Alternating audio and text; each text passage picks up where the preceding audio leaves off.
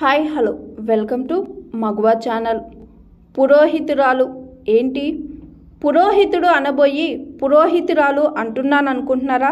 లేదు, మీరు విన్నది నిజమే, పురోహితురాలే. ఇంతకు ఎవరా పురోహితురాలు, ఏంటి ఆ కథ అనేది తెలుసుకుందాం. తరాలుగా కొన్ని పదాలకు స్త్రీలింగాలు లేవు, మనకు పురోహితుడే తెలుసు. పురోహితురాలు పూర్తిగా కొత్త మాట. బెంగాలీ మహిళ నందిని భౌతిక్ కనుక పూనుకొని ఉండకపోయింటే ఇప్పటికీ పులింగమే రాజ్యమేలేది.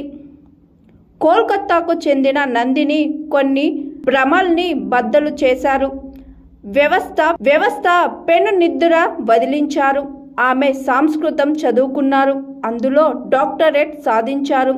ఆ తరువాత కుటుంబ బాధ్యతలకు పరిమితమై బయటి ప్రపంచాన్ని పెద్దగా పట్టించుకోలేదు.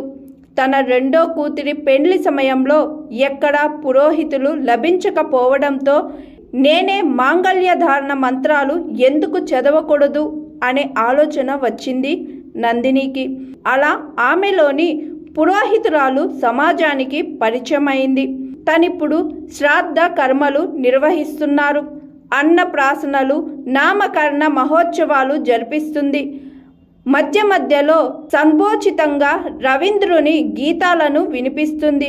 నా నిర్ణయాన్ని పురుషుల కంటే మహిళలే ఎక్కువగా వ్యతిరేకించారు. ఇది బాధపడాల్సిన విషయం.